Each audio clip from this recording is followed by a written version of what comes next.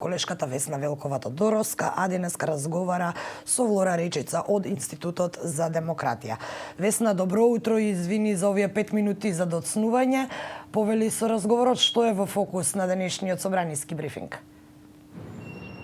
Така, ние сме тука во малку поинаков собраниски брифинг утринава, но темата повторно ќе ни биде поврзана со целата онаа работа што се случува во изминатите неколку месеци овде во Законодавниот дом.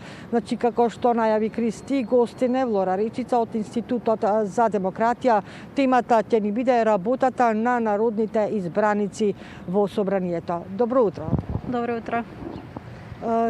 Вие сте од Институтот за демократија. Овој институт прави различни теми, но во фокусот е секогаш и собранието, односно работата на пратениците. Правите анкети со граѓани. Какви се ставовите, односно мислењето на нашиот народ, на нашите граѓани за се ова што се случува во собранието, односно за блокадата на многу закони од страна на ВМРО, ДПМН и на Алијансата за албанците поднесени се илјадници амандмани? Добро, Институтот за демократија веќе неколку години го наблюдува работата на собранието и квалитетот на дебатата, но и перцепциите на граѓаните за работата на собранието. Ова година последната анкета ни е од 2020 година, но сега ни е готова и анкетата за 2021 година, резултатите од која ќе ги видиме при крајот на месецот. Ставовете се речиси исти, што се однесува за блокадата на работата на собранието од страна на различни политички партии, развлекување на дискусијата. Граѓаните, 2/3 од граѓаните реално се против ваквиот однос на пратениците внатре во собранието. Исто така, 2/3 од граѓаните се против и бојкотот на работата на собранието.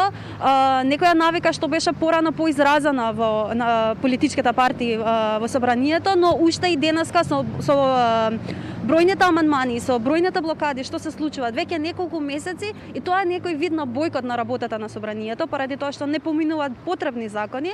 Граѓаните се децидно против овие појави во Законодавниот дом.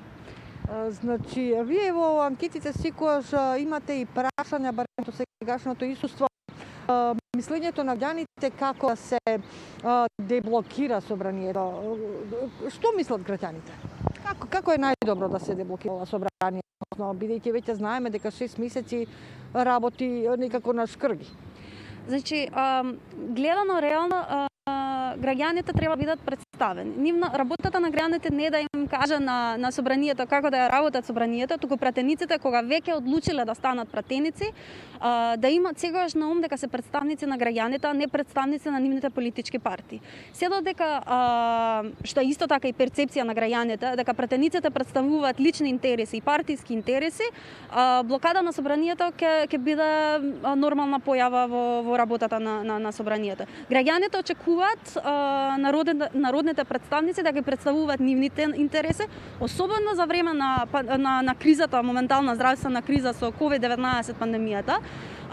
Се очекува собранието да врши надзор над работата на извршната власт, да се види зошто, например, немаме се уште вакцини, или да се повикат на одговорност различни представници на извршната власт. А за да ја заврши таа работа собранието, треба да биде деблокирана и треба пратениците да ја игра таа улога на народен представник, да игра таа улога на вршење надзор над извршната власт.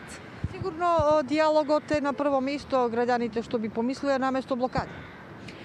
Дефинитивно, значи потребен значи ако се нарекуваме демократија, тоа подразбира одредено ниво на дискусија и одредено ниво на компромис помеѓу политичките партии. Нашето истражување за квалитет на дебата укажува дека пратениците најчесто се гледаат непријателски меѓу себе, отколку како партнери во една иста да ќе решават на граѓаните. Значи, мандатот на пратениците во Република Македонија генерален. Во моментот кога стапуваат во собранието, они се представници на сите граѓани на Република Македонија, на интересот на граѓаните на Република Македонија. Северна Македонија, извинете. Во моментот нашиот најголем интерес е да решаваме ситуацијата со COVID-19 пандемијата. Исто така во интерес е да имаме попис, во интерес ни се огромни проблеми со кои што се среќават граѓаните секој ден. И се додека пратениците се гледаат меѓу себе непријателски, а не како партнери во решавање на проблемите на граѓаните, повторно кажувам, ќе ги имаме истите блокади и истите проблеми што ги имаме до сега. Речица во собранието се блокирани закони битни за граѓаните. Меѓу нив се закочени закони од сферата на финансиите, од петиот сет на економските мерки потребни за стопанството во ковид криза. Бришење, во нив спаќаат бришење на сите оние камати кон државни и општински предпријатија, потоа барање на плати. Блокиране и законот за административни службеници, законот за внатрешни работи, законот за високо образование, за енергетска ефикасност, за нов клинички центар, за еколошки превоз, за легализација на бесправно изградените градби. Неодамна премиерот Зоран Заев како решение за излез од блокадата на сите овие закони или од страна на цел куп амандмани поднесени од ВМРО, ДПМН и Алијансата, и со тоа што не влегуваат не само што се поднесени амандманите, туку и собраниските комисии кои тие ги предводат, не се закажуваат навремено или воопшто не се закажуваат. Потоа опозицијата не влегува на собраниски седници кога се наред изгласувањето на овие закони. Премиерот Зоран Заев неодамна повика на лидерска средба како некој излез од целата оваква ситуација, односно да се деблокира работата на собранието. Што вашите анкети покажуваат на повиците за лидерски средби, односно за решавање на овие проблеми на лидерски средби? Значи, години назад ние граѓаните ги прашуваме каде треба да се решават нивните проблеми. Може да кажам дека исто така 2/3 или повеќе од 2/3 од граѓаните се против лидерски средби. Значи граѓаните очекуваат нивните проблеми да се решават јавно, транспарентно и отворено во собранието, преку дискусија и преку компромиси помеѓу политичките партии. Собранието не игра само улога на законодавен дом, собранието игра и улога на представување и улога на надзор.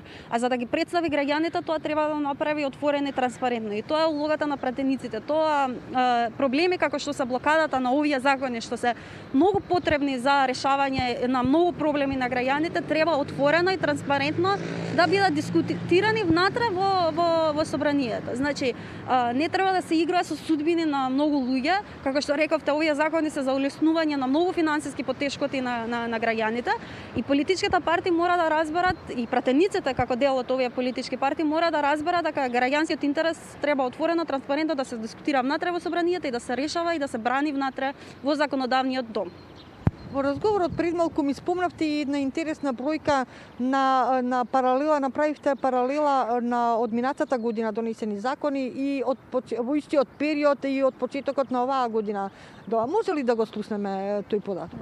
Значи, од почетокот од јануари до сега во собранието се влезени околу 27 предлог закони, измени, дополнувања, но поради неодржување на седници поради блокирањето на работата на собранието, донесени се само околу 3 или 4 закони. Значи, бројот на закони не е толку важен колку е важно неодржувањето на седници и разгледувањето на овие закони. Исто така е многу важно дека во собранието 12 закони од овие 27 се со скратена постапка. Тука исто така влегуваме во моментот дека нема дискусија и законите не се разглобуваат и не се разгледуваат како што треба. Преди тоа што имаме поголем дел од законите што одат со скратена и брза постапка во собранието и граѓаните немаат никаков увид зошто тие закони се носат и кои се причините зошто тие закони се носат. Значи има повеќе причини што ја компликуваат, ја осложуваат работата на собранието, а исто така ја осложуваат и позицијата на граѓаните за да имат увид што јасно се случува внатре. Тоа е едно од барањата, односно предлогот на ВМРО ДПМН да има ковид седница на кои ќе бидат ставени сите овие економски закони од петиот сет на економски мерки, нели? На сметка да се разговара за употребата на европско знаменце и скратена постапка што сега да продолжи работата, како да се вратиме на почетокот на нашиот разговор, потребен е диалог. Значи, предлогот на ВМРО ДПМН е проактивен чекор. Тоа не значи не е наша одлука како истражувачи да кажеме дали тоа е точниот одговор. Точниот одговор дали тоа е добриот чекор треба да го дадат внатре во собранието. Тоа треба да го дадат партиските пратеничките групи. Треба координаторите на пратеничките групи да седнат и да се договорат дали тоа е следниот чекор, дали тоа е најдобриот начин да се решават проблемите за блокирање на собранието. Значи, итно е потребно да се најдат начини како да се престане со блокирање на работата на собранието, со филибастерин, со развлекување на дебатата, со блокирање, со поднесување на амандмани. Тие моменти може да се решават само преку деловнички измени, затоа што треба одредени кочници до кога може работата на собранието да се блокира и зошто и со каква причина може работата на собранието да се блокира. Тоа исто така е момент што може да се решава само внатре во собранието и само со компромис и само со диалог меѓу координаторите и меѓу сите пратеници заедно внатре во собранието. Речица, ти благодарам на овој разговор. Благодарам на вас. Студио ова беше разговорот со Речица од Институтот за демократија, одговорна за сите оние прашања што се случуваат овде во Законодавниот дом.